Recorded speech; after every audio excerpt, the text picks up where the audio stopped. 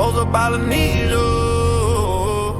We're known as happy people, loving people, but we don't talk about everything else. We suppress sadness, anger, even love. And it comes out in ways we don't understand. People didn't understand. I had to learn on my own. I didn't want that for my daughter.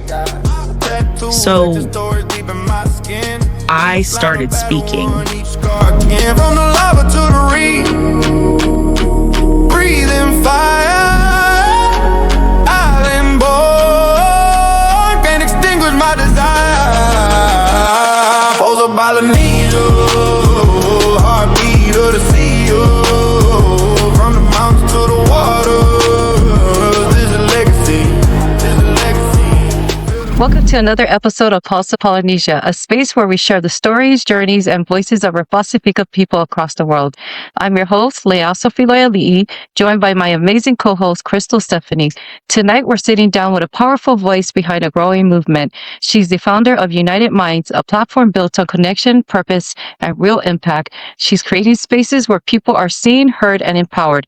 And this conversation is one that you don't want to miss. So without further ado, let's welcome our guest, Mele. Welcome, Mele. Hi, thank you for having me. My name is Mele Kanuch. I am from Utah. I'm the founder of United Minds. I'm so excited to just share about the organization, our mission, our vision, and just all the works that are in place for it. I have two beautiful children, a daughter who is 4 and a son who is 3. That's a lot of work to be handling 2 kids and under the age of 5. So kudos to you. So what part of Utah are you from, Mele? I've kind of lived everywhere. I grew up in Salt Lake. We did kind of move around a lot in my childhood. So we started out in Salt Lake and we moved out to South Jordan. We lived in that area. I spent my high school years in Provo, and then I invested some college years staying out there. I attended BYU University, and then I served a religious mission in California. So I was living in Oakland for about 2 years almost. And then I came back. My family had moved to Saratoga Springs. So we lived there for a few years, and then now we're currently in Grantsville. So we're living in Tooele County. Wow, that's far. From Saratoga Springs to Grantsville. Yeah. I kind of like it though. There's like not really too much traffic. It's just like really quiet, small town. So it's nice. Mele, I have to ask about your last name. I know it doesn't sound Polynesian. No, I'm half. My mom is Tongan. She grew up in the islands. She's from Hakame. So she came out here to America when she was in her like mid-20s. And then she met my dad. So my dad is white. He's Palangi. He's from Pennsylvania, but his ethnicity and background where he comes from is Czechoslovakia. So that's out in. And so that's where my name, the last name comes from, is from that. That's very interesting. Imagine, doing the family genealogy on your father's side. That'll be pretty amazing. Yeah. Yeah. So what's something you've seen in our community that people don't talk about but need to talk about? I think one of the biggest things that our community needs to talk about more is just topics surrounded around mental health and just what it is, what it looks like, what are ways that you could help improve your well-being, just normalizing more talking about emotions, expressing them. Yeah. I feel like within our own people, it's hard to talk about things like that because it's one of those brush under the rug, out of sight, out of mind type of thing. I'll get over it, and it just makes it feel like a bad word. To discuss feelings, to discuss anything that deals with trying to expose something that's like the elephant in the room. Nobody wants to talk about that, and so.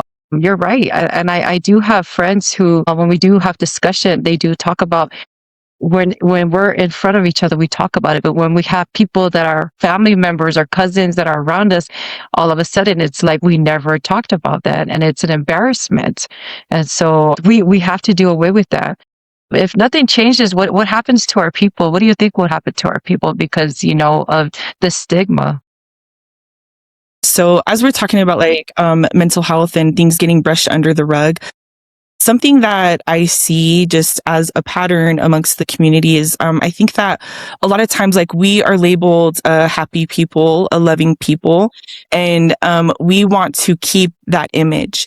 And so I think being happy always means making jokes, laughing, nothing's wrong, we're strong, and then we just totally dismiss all the other emotions that we have as a human. And we think that it makes us weak. We think that it's not natural. But when we understand the biology of how we are created as a person, every emotion on the spectrum is normal for us to have. And it's healthy for us to express those things.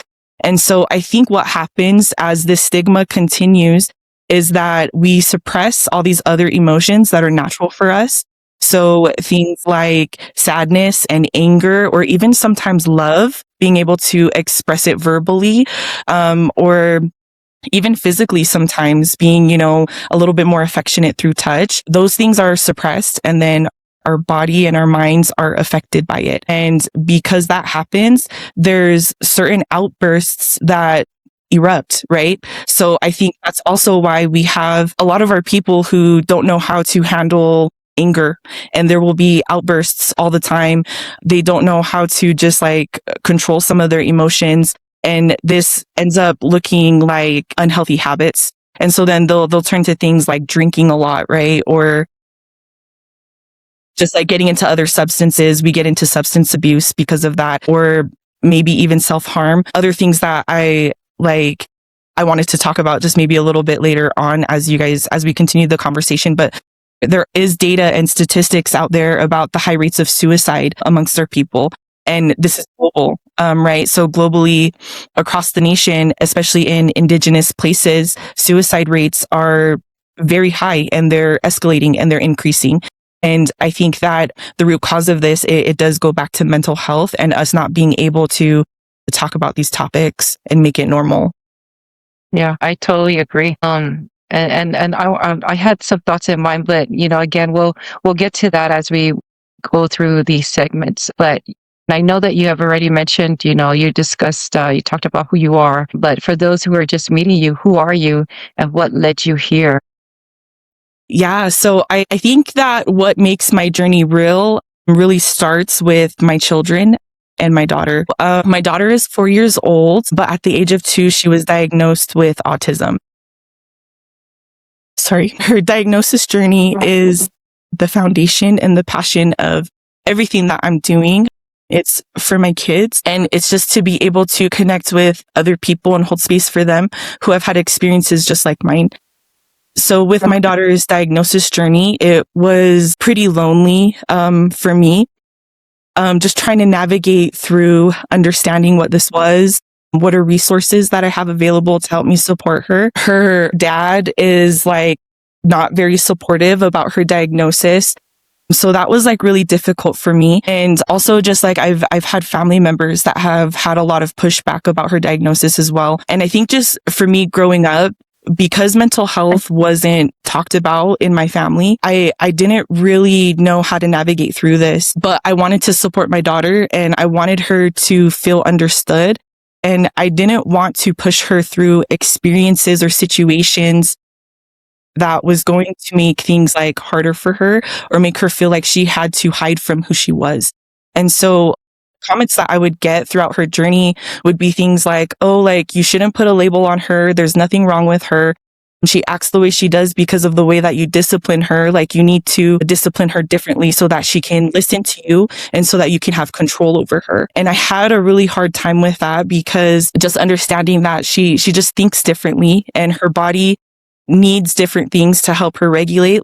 Me as a parent, I'm not here to control her. I'm here to help her understand how she can be independent, whatever that looks like. And independence looks different for all of us, right? So for her, whatever her milestones are, whatever her threshold is, I want to be supportive of that.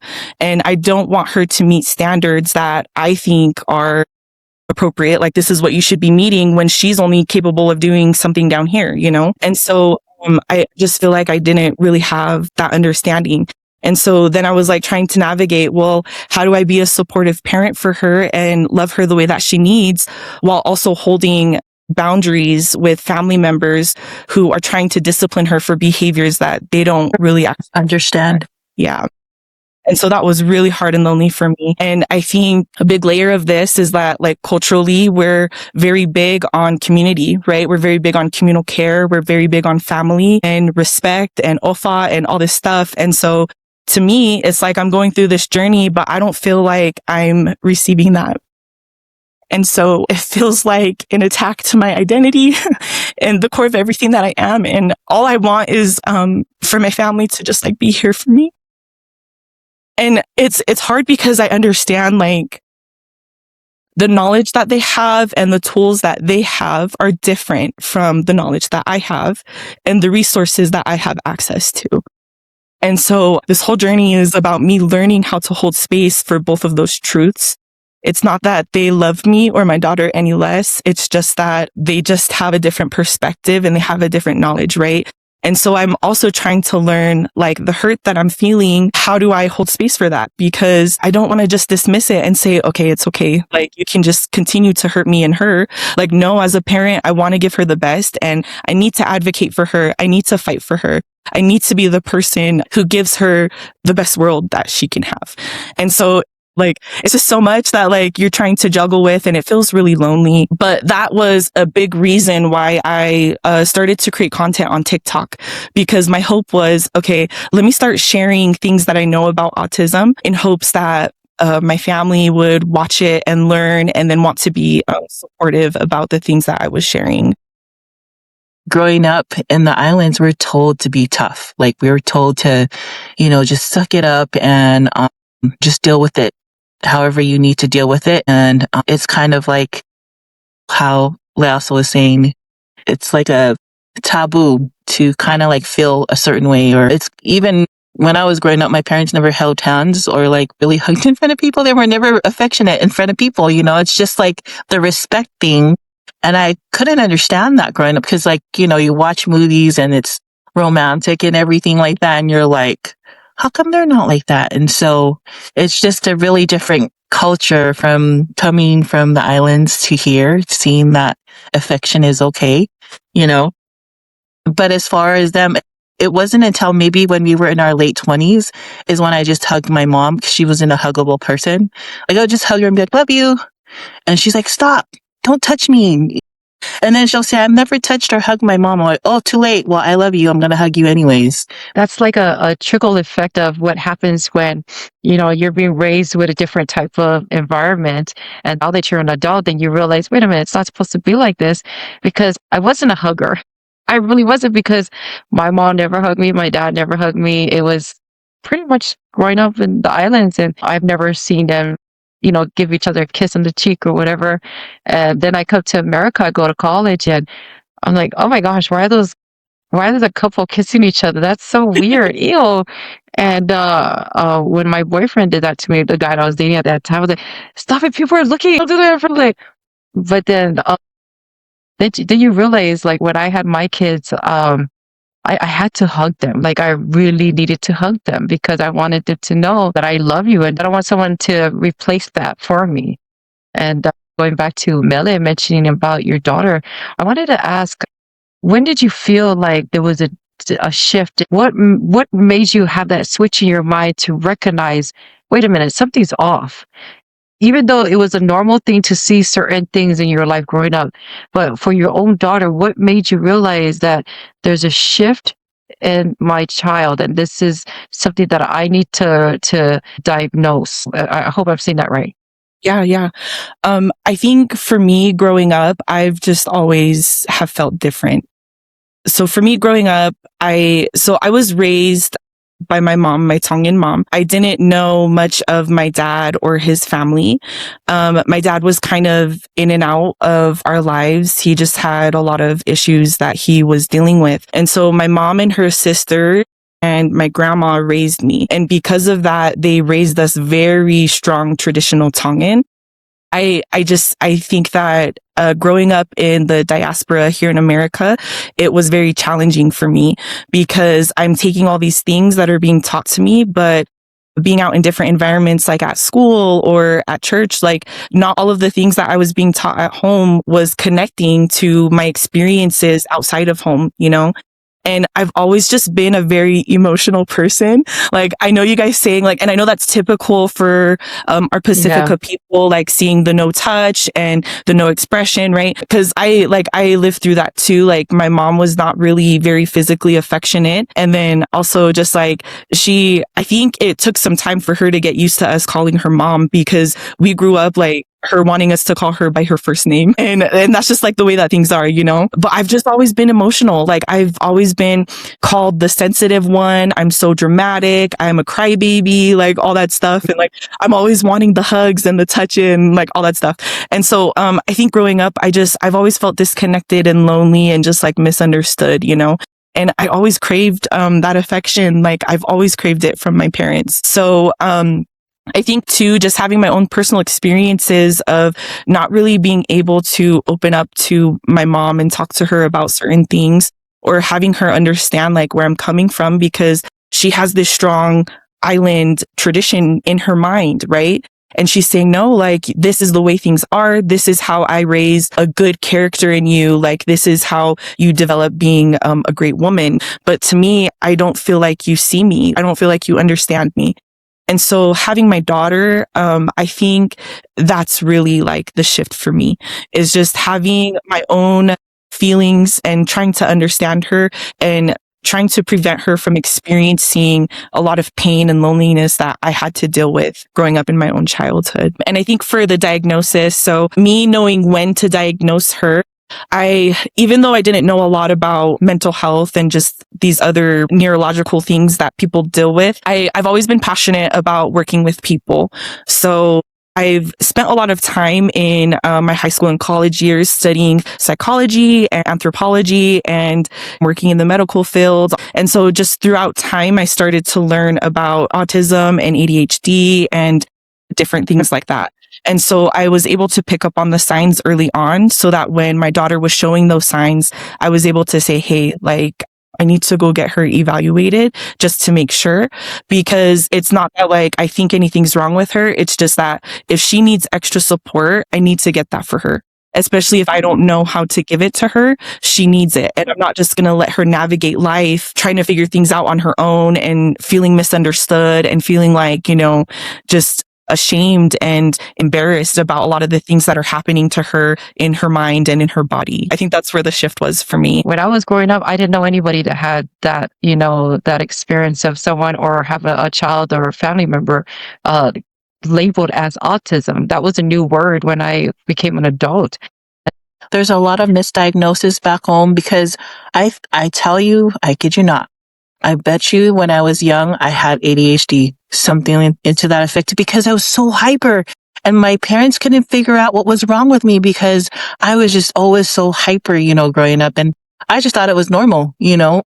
But now, like, because, you know, I'm in primary and I see like the hyper kids, and I'm like, oh my gosh, reminds me of me when I was younger. I was like, I think they need to go see a doctor, but in a sense to where they could be helped, because I'm going to sasa you, or if you don't listen to me because blah, blah, blah, those things don't help at all. I mean, it's just like a quick fix for that moment, but then the kids suffer and it's traumatic for them, you know, growing up, because they think something's wrong with them. And that's what breaks my heart, seeing that kind of where we have evolved from. I'm not trying to say that our culture is not beautiful or anything like that. I'm just saying that there's all these things that we now know, and the education that we learn from here in the diaspora that we can take back home to the islands to help people understand that mental health,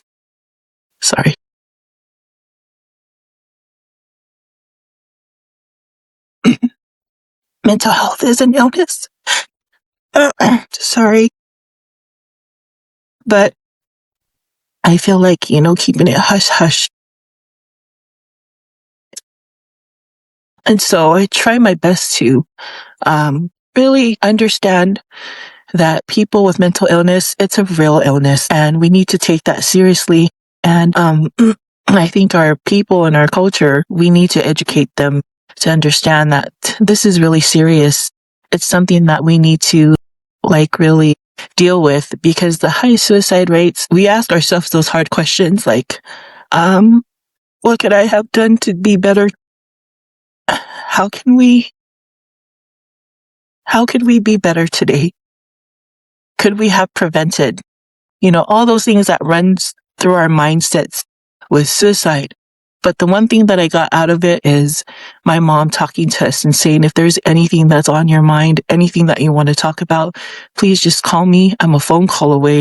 And I think that was an eye-opening for her, because usually it's do what I say, whenever I say it, type of way, and I'm like, okay, even when I'm 30 or 40 or 50, it's just going to be the same way. I'm just like, okay, but for her to like really call me and say, I love you, and I want you to call me if there's anything that's on your mind, and just tell me whatever it is that you need to tell, because a lot of the times we can't tell our parents everything.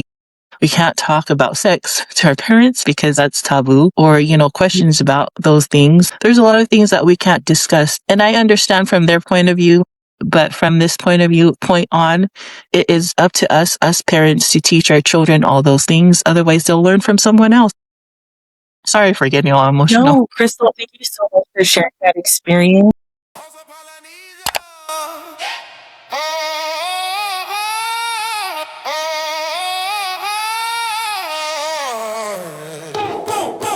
Boom, boom, boom, earth shake, silent fever. Wave riders, lava rivers, no